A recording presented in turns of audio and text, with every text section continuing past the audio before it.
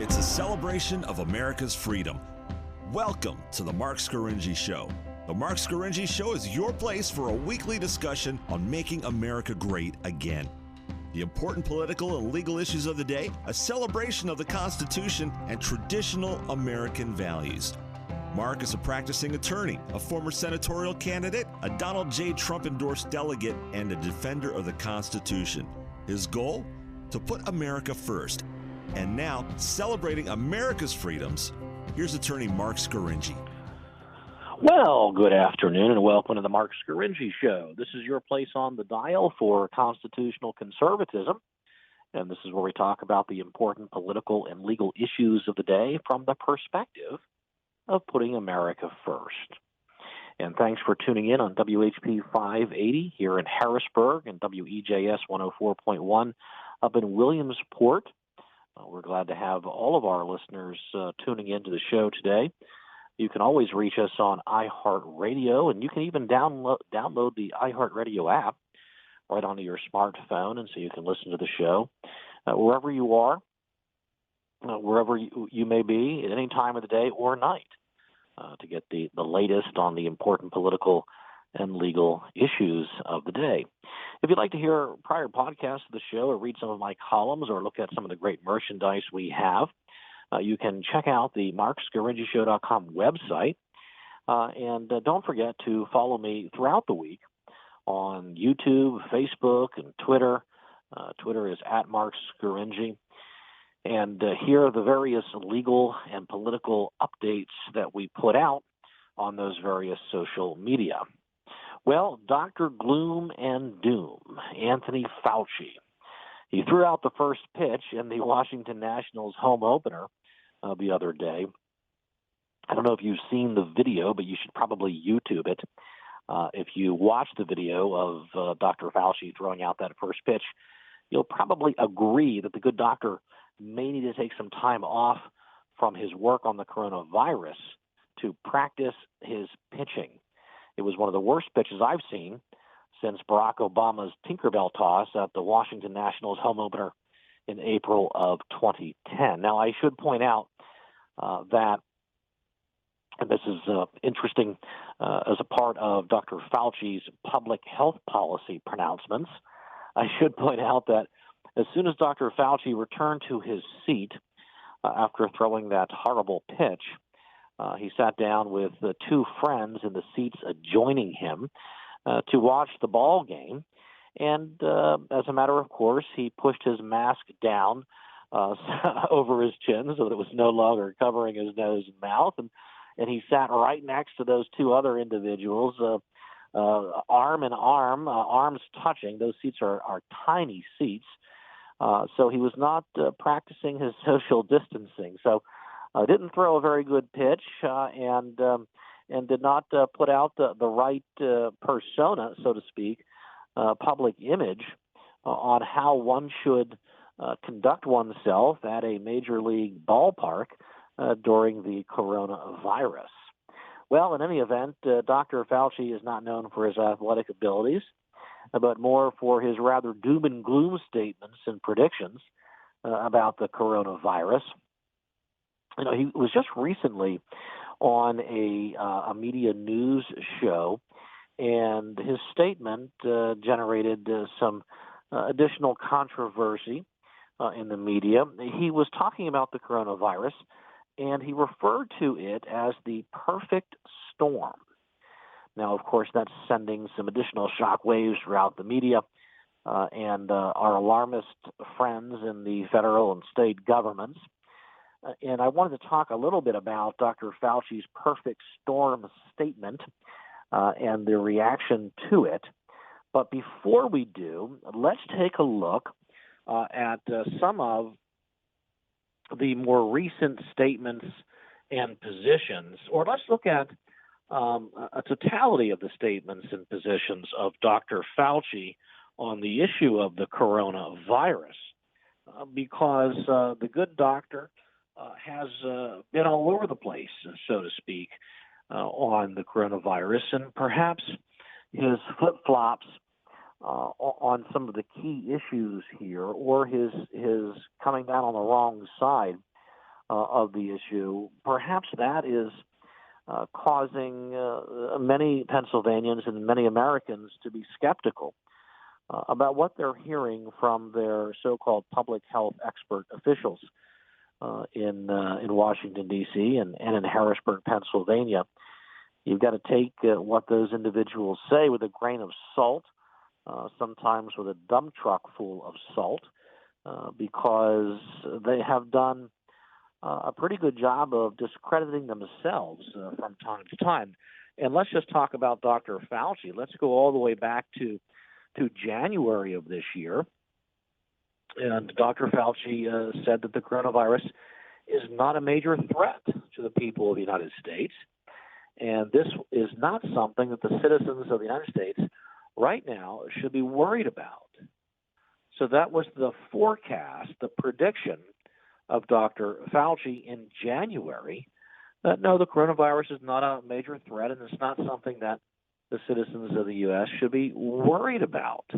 Remember, Dr. Fauci also opposed President Trump's decision to impose a travel ban from China, banning most Chinese who desired to fly to the U.S. from flying to the U.S. Because the president was concerned about that would spread the coronavirus that at that time was focused in the Wuhan province in China. And, of course, the president derided naturally, almost as night follows day, derided as a racist for making the very common sense decision to impose the travel ban on China. And then remember, the president also imposed the travel ban on Europe. Europe saw a real surge in the coronavirus. Italy and Spain were confronted with it and went through a very difficult time period earlier in the year. And the president imposed a travel ban on the European Union, including Spain and Italy, and of course was not accused of being a racist there, because you could ban Italians from flying in the United States, and that's not racist. But if you ban the Chinese from flying in the United States, that's racist. But I'm digressing on this point. The point I'm trying to make is that Dr. Fauci was opposed to the president's decision. It seems strange to me that the coronavirus is a communicable disease. It's a viral illness. It's an airborne disease. It's spread by individuals sneezing and coughing and generating the effluence that comes out of their body and onto the body of another. So if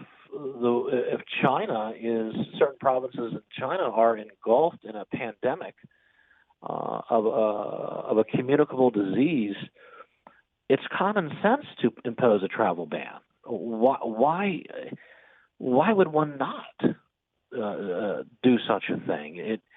And of course, the president does it, and he's accused of being a racist. So if Dr. Fauci is the prescient scientist that he is, why did he not support the travel ban? Who knows? But in early March, you'll recall Dr. Fauci warned us against wearing masks in public. He said in a 60 Minutes interview on March 8th, he said, "There's no reason to be walking around with a mask." That was a quote. Really? He advised Trump administration officials to publicly warn the American people against wearing masks. Remember the U.S. Surgeon General warning us against wearing masks. We were treated as almost stupid for the idea that a mask would protect us. How stupid of us, the American people, to have the thought that maybe a mask would be an important or a protective device to mitigate the spread of coronavirus. No, our public health officials, the top immunologists, the U.S. Surgeon General in the United States government informed us that wearing masks would not help. There's no reason to do so. Well, Dr. Fauci changed his story tremendously, significantly, within a very brief period of time. By April, Fauci was arguing the entire country should be in lockdown. So that's a far cry from we shouldn't be worried in January. We shouldn't be worried about the coronavirus to April, where Fauci is lamenting that he doesn't know why the entire country is not already in a lockdown. You know, and remember, shortly when Dr. Fauci was urging all Americans, then Dr. Fauci started urging us all to wear a mask, saying that it was very important. So it's very confusing to go from don't wear a mask, there's no reason to be walking around with a mask, to wearing a mask is very important. And Fauci told us why he flip-flopped on that issue. He subsequently admitted that early on in the pandemic, he was telling people not to wear a mask because he wanted to save masks for healthcare providers who were dealing directly with COVID patients. So in essence, he was lying to us. He was telling us not to wear masks, and he was saying they were ineffective because actually he wanted to conserve the masks for healthcare professionals because they were effective for them in combating the spread of COVID. So according to Dr. Fauci, masks are effective for healthcare professionals in combating the spread of COVID-19, but not for the average American, so the average American doesn't need to wear them. That was his earlier position. Then later on, he said, no, we all have to wear them. I was only telling you they were ineffective for you because I didn't want you to take all the masks away from the healthcare professionals. That's our Dr. Fauci, the good doctor, lying to us. You know, here's a message to public officials. When you lie to the American people, they tend to think that you're a liar, and they disbelieve your subsequent statements, warnings, and admonitions. So we shouldn't have our top health officials lying to us during this COVID crisis or at any time.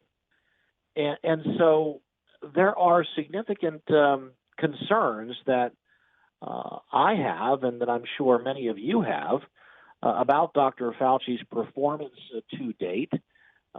Remember, he was just at the Washington Nationals Major League Baseball stadium just a day or two ago, not wearing his mask, not social distancing. So what are we to believe? It gets very confusing.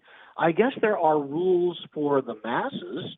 We all have to have our businesses shut down, and we all have to be locked in our homes. We've got to wear these masks everywhere we go. But if you're Dr. Fauci, what the hell? You don't need to put your mask on. You can pull it down. You can take it off, and you don't have to social distance. Different rules for the rulers than for the masses. That's a problem. We're going to talk more about the COVID-19, the coronavirus, and we'll return from this brief commercial break. You're listening to The Mark Scaringi Show. Now, more of Mark Scaringi on News Radio WHP 580. And welcome back to the Mark Scaringi Show, your place on the dial for constitutional conservatism. And this is the place where we talk about the important political and legal issues of the day from the perspective of putting America first. And today we're talking about the coronavirus and some comments made by Dr. Anthony Fauci, our nation's top health care professional, expert, if you will, on infectious diseases and in charge of the White House's response to coronavirus. He, along with Dr.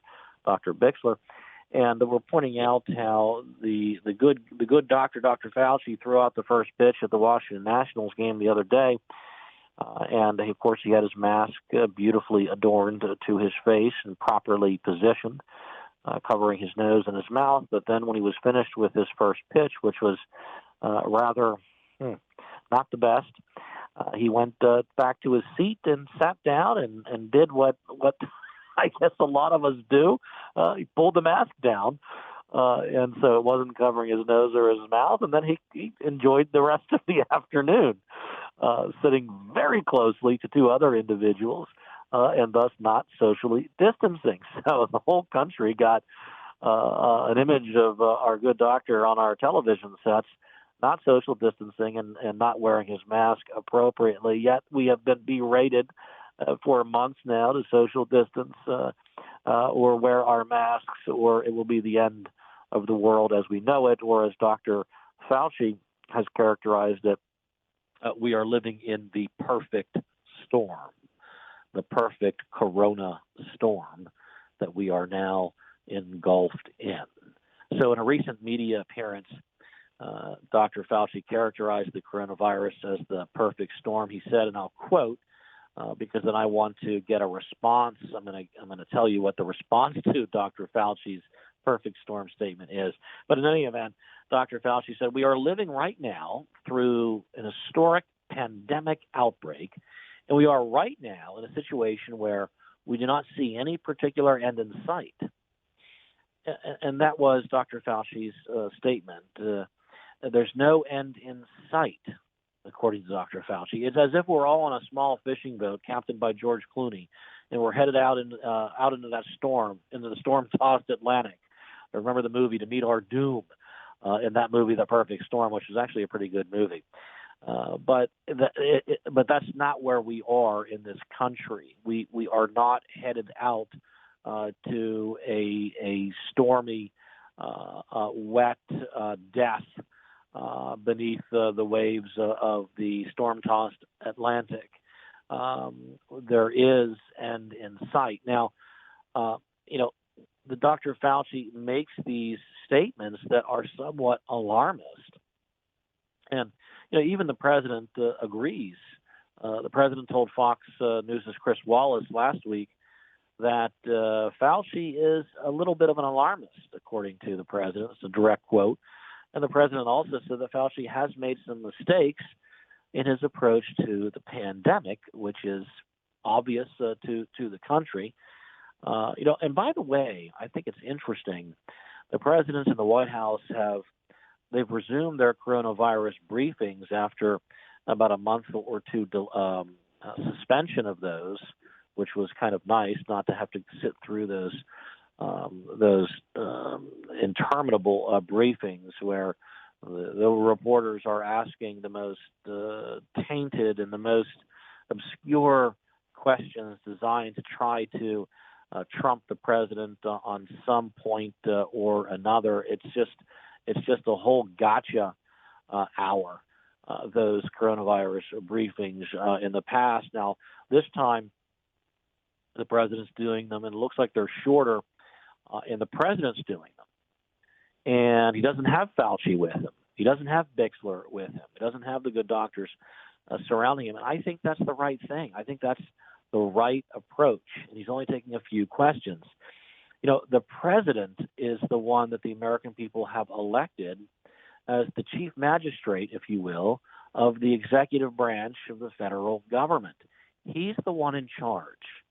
He's the one making the decisions, and he should be the one explaining the decisions that he's made.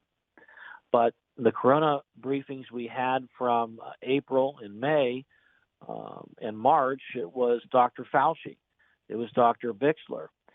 It was his inferior officers in the executive branch. They have inferior positions in the executive branch. They may know more about immunology. They may know more about infectious diseases than the president does. Obviously, they do. But they are there to advise him. They are not there to make the decisions, and they shouldn't have been used to communicate the decisions because they've been all over the place.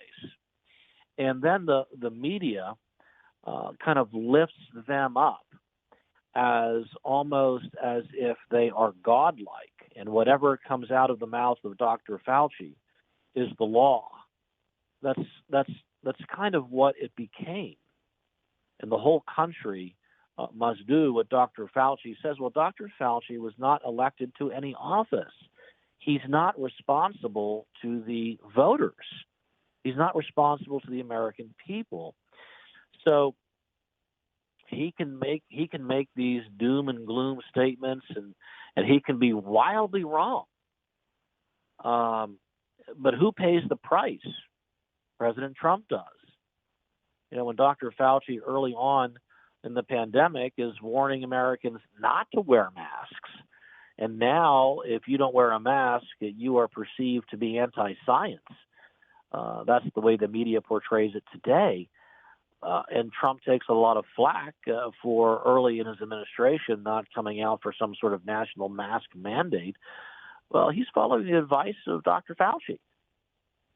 So, the better course of action, which is what the president is doing now, is he's the one who is out in front explaining the decisions. And we're no longer lifting up these doctors as godlike eminences who can do no wrong and whose will must be done. That's not the way it works in a republic. This is not a dictatorship of scientists or the public health officials. So we govern ourselves in this country, and we vote for our elected representatives to make the rules for us that we are to follow. So I think that's a good development. But anyway, I keep getting sidetracked here. Back to the point, which is Dr. Fauci's perfect storm statement. Now, Laura Ingraham, I think, did a very nice job in responding to Dr. Fauci's perfect storm statement that there's no light ahead, and you all know what happens in the Perfect Storm movie. The ship goes under, and the captain drowns, and they're all dead. And that's not something we want in our country, and it's obviously not. That's not what's going to happen in this country. And so Laura Ingraham did a beautiful job on Fox News. Well, actually, it was her guest, Dr. Scott Atlas, who has been appearing on Fox News shows somewhat frequently during the coronavirus pandemic. And I commend you to watching her show. Atlas is a senior fellow at the Hoover Institution, and he did a very nice job countering Dr. Fauci's doom and gloom statements about how we're all living in the perfect coronavirus storm.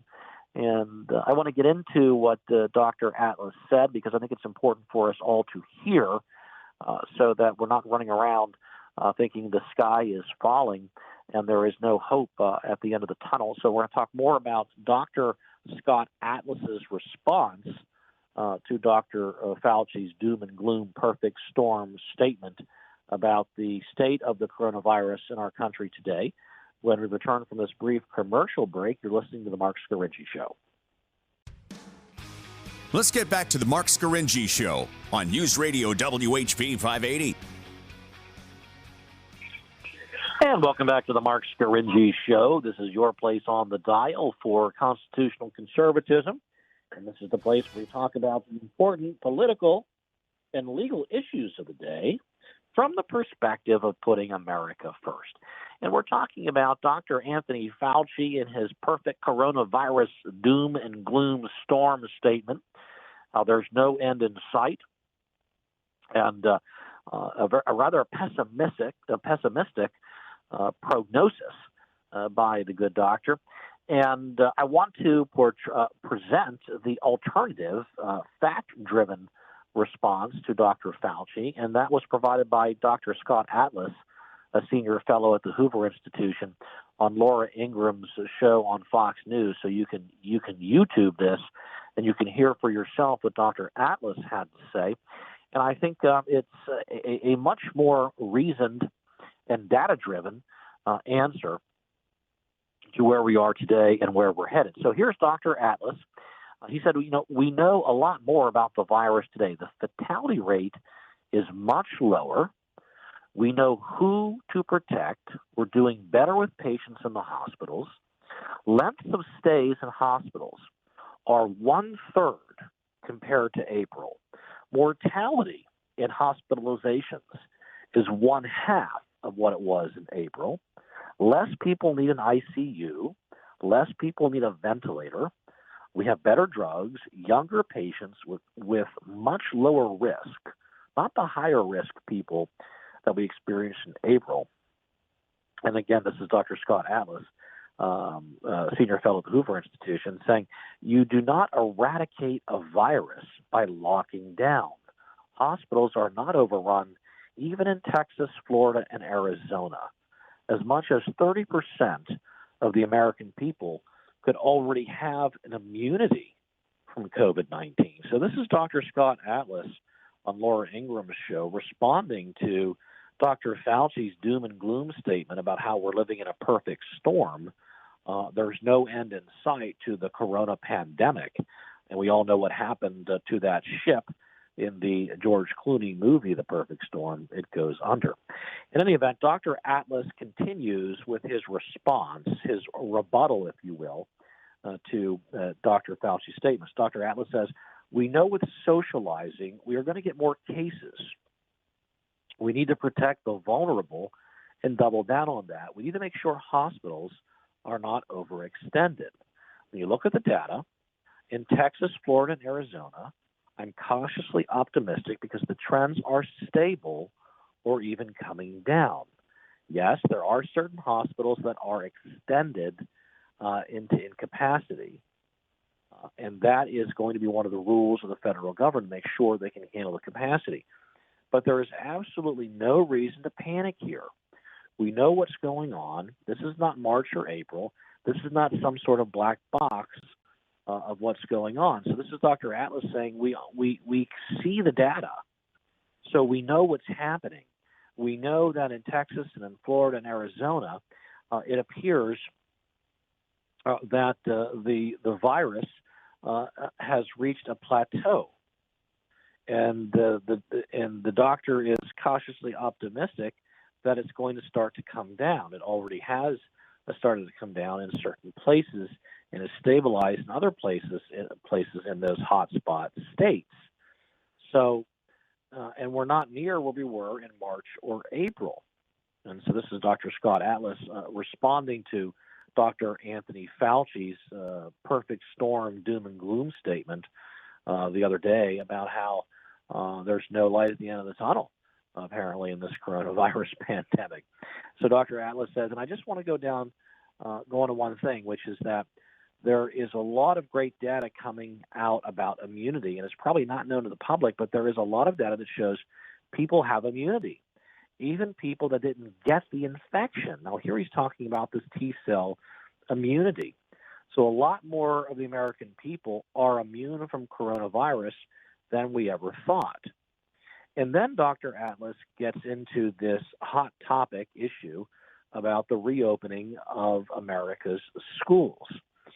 And according to Dr. Atlas, who's a senior fellow at the Hoover Institution, he's looking at the data. And he's saying school reopening is not even, or should not even be, a controversial issue. He's saying it's irrefutable that children have an extremely low risk from the disease, much lower than the common flu. Think about that.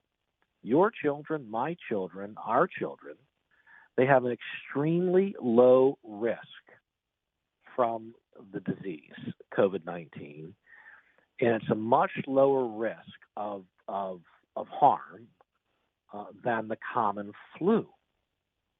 And according to the Centers for Disease Control, children have a risk of serious harm if we close the schools. Children have a greater risk of serious harm by remaining out of school as opposed to returning to school. This is according to the Centers for Disease Control. And Dr. Atlas is saying it's a national priority to educate our children.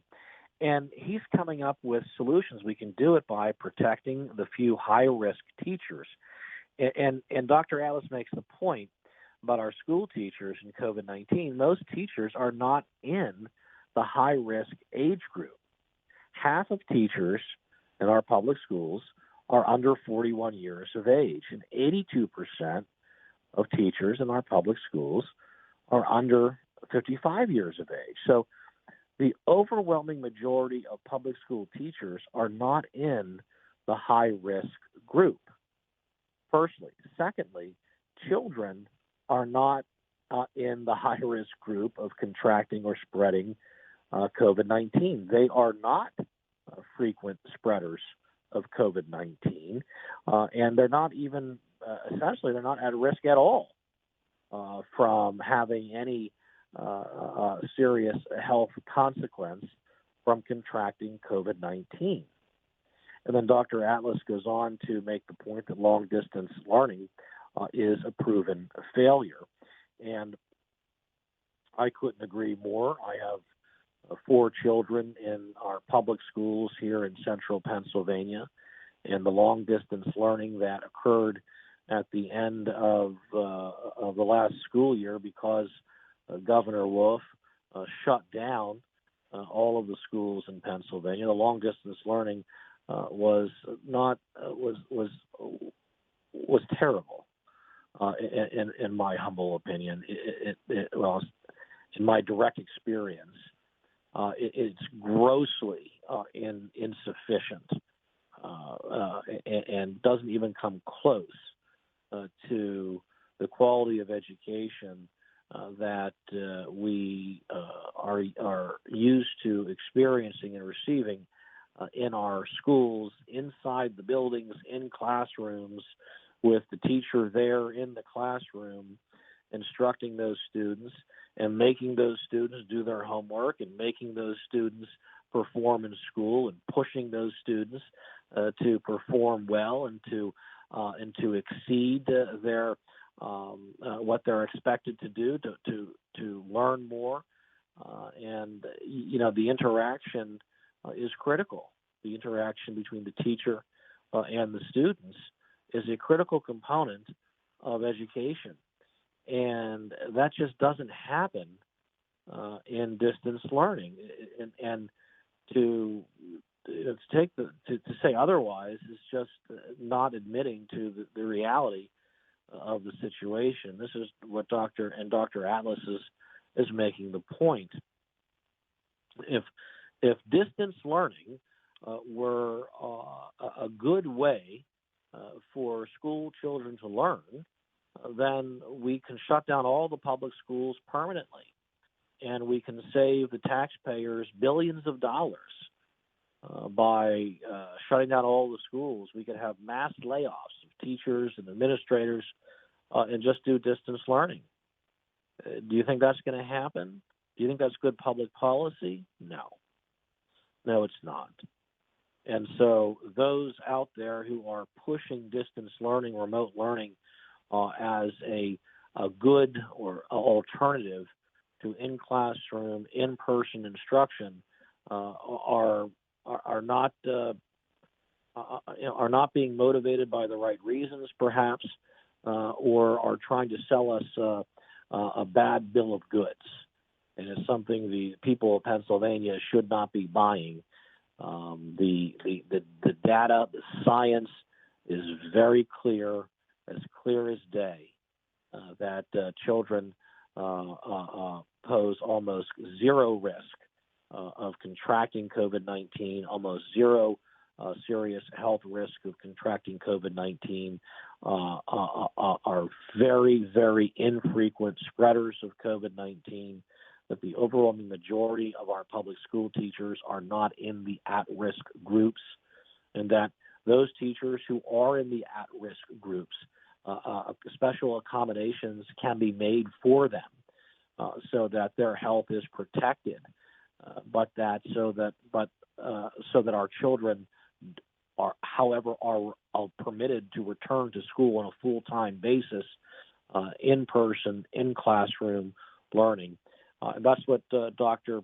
Scott Atlas of the Hoover Institution was explaining to Laura Ingraham on Fox News, and I think that is the position that a lot of the people of Pennsylvania, a lot of parents hold that position as well. We'll talk more about the coronavirus and Dr. Fauci's perfect storm, doom and gloom statements when we return from this brief commercial break. You're listening to The Mark Scarinci Show. Now back to The Mark Scarinci Show on News Radio WHP 580. And welcome back to The Mark Scarinci Show, your place on the dial for constitutional conservatism. And this is the place where we talk about the important political and legal issues of the day from the perspective of putting America first. And today we're talking about Dr. Anthony Fauci, our nation's top health expert, who has been advising the president on the coronavirus. He threw out the first pitch at the Washington Nationals home opener.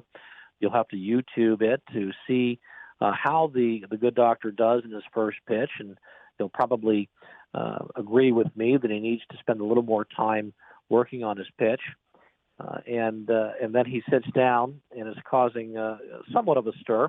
After he's finished with the pitch, the good doctor, who's been admonishing us to wear masks for the past several weeks at least, which is different from what he was saying earlier in the pandemic when he was admonishing us not to wear masks. But in any event, he's telling us we have to wear masks if we're going to save ourselves, and we have to engage in social distancing if we're going to survive as a people. When he finishes throwing out the first pitch, he sits down at his seat in the stadium and then takes his mask down off his nose and mouth and is sitting adjacent very closely to two other individuals not engaging in social distancing. So there we have the good doctor not practicing what he preaches. And so in the other segments of the show, we talked about, we had Dr. Scott Atlas of the Hoover Institution, who was on Laura Ingram's show and did a very nice job thoroughly explaining that we are not in the perfect storm, doom and gloom situation that Dr. Fauci would have us believe. And we're talking about how it looks like the coronavirus is moving through the rest of the country. It's moved through Texas and Arizona and Florida. It looks like things are stabilizing there in some cases. It looks like we're on a downward trend. So it's quite possible that they could be reaching a plateau in those hotspot states, but that we do have sufficient, adequate hospital capacity, ICU bed capacity, ventilator capacity, even in those hotspot states. So things are not as bleak and doom and gloom as Dr. Fauci would have us believe. And Dr. Scott Atlas also did a very nice job. Again, this is on Laura Ingram's Fox News, so you can YouTube, you can Google this yourself, explaining that the schools should be reopened and how important it is for children to have in-classroom, in-person instruction, how it's better for their health, their welfare, their mental health, their physical health, and obviously for their most importantly for their educational needs, and that the overwhelming majority of teachers are not in the at-risk age group, that children are almost not at risk at all of the COVID-19. Children are infrequent spreaders of COVID-19. And, of course, long-distance learning has proven to be a failure. I don't think any parent who is speaking reasonably about the situation would agree that long-distance learning, this remote learning, is a thorough and efficient way to educate our children. If that were to be the case, we could abolish all of the physical buildings of all of the schools across Pennsylvania and save Pennsylvania taxpayers billions of dollars. Of course, that will never, ever happen because in-person, in-classroom instruction is obviously far superior to distance learning. And in Pennsylvania, we've had some news again here on the home front, here in the heartland, where our governor and our Secretary of Health have put into place these additional COVID-19 restrictions on bars and restaurants. They've shut down nightclubs, and I'm sure many of my listeners are well aware of this, and there has been some pushback. There has been pushback by restaurant owners and bar owners, and against these restrictions that many of us believe are unjustified, are not reasonable, are not necessary to combat COVID-19, and that incidentally, these restrictions threaten to ruin the businesses, the restaurants and the bars. Now, in the mid-state, those restaurateurs have been led by Matt Flinchbaugh of Flinchies, which is, by the way, a great restaurant located on Hummel Avenue in Camp Hill. And you can check out their website, flinchies.com. I've eaten there many times. Very good food, great place to take the family, and owned and operated by Matt Flinchbaugh, an individual who has great concern for his patrons and for his employees. So many restaurant workers, waiters and waitresses, and kitchen staff and cooks have lost their jobs and have confronted great financial distress because of the decisions of this governor and the Secretary of Health in the Commonwealth of Pennsylvania. And just when restaurant and bar owners think that they're getting their heads above water, the governor and the secretary push their heads below water, dunk them again, almost like that dunk tank up in the Bloomsburg Fair, where the attendees were dunking the Secretary of Health, and for a good cause, raising money for the Firemen's Association up there. I'm sure a lot of restaurateurs, a lot of restaurant bar owners and workers believe that Secretary Levine is dunking them further and further underwater with these new restrictions down from 50% occupancy down to 25% occupancy, these kind of labyrinthine rules about you can only order a drink at a bar if you have a meal and what constitutes a meal. And it's government at its worst. It's government run amok. Do peanuts constitute a meal? Does a slice of pizza, pretzels and chips? Who knows? Don't get it wrong, because you'll lose your liquor license, go to jail, pay a fine. Who knows if you violate any of these executive orders that just come out whenever the Secretary of Health or the governor wants to send out another executive order. But there we go. We've got them. In our restaurateurs and our bar owners and all their employees are subjugated and subject to them. So we've had some pushback, and I think that's right. I think I'd like to see more pushback. I don't know about you, but some pushback from some of our restaurateur business owners are saying, no, wait a second, Secretary Levine and Governor Wolf, you're saying that these restrictions on restaurants and bars are necessary because that's where COVID-19 is being contracted and being spread. Well, show us the data. Show us the science. Where's the science behind this initiative, behind these restrictions? Well, what does Secretary Levine say? She says, well, I don't have the tables that can tell you that this bar had this many patients. But we have data from our contact tracers. Allegheny County has a lot of data about their contact tracing, about some restaurants, bars, nightclubs, which is why we took the action, according to Secretary Levine. But she's unable to produce the data. She won't produce the data. And she's unable to say, she said that the state is unable to produce granular data, that X restaurant in X county was the site of the contraction or spread of COVID-19. So she doesn't really have the data she claims she has to prove that this restaurant or that restaurant is somehow involved in the spread of COVID-19. So there is no data to back up and substantiate the secretary and the governor's new ratcheting up of restrictions and limitations on Pennsylvania's bars and restaurants. So that's where we are today. We have the top health official in the country telling us to wear masks. He goes to the Washington Nationals game, takes off his mask.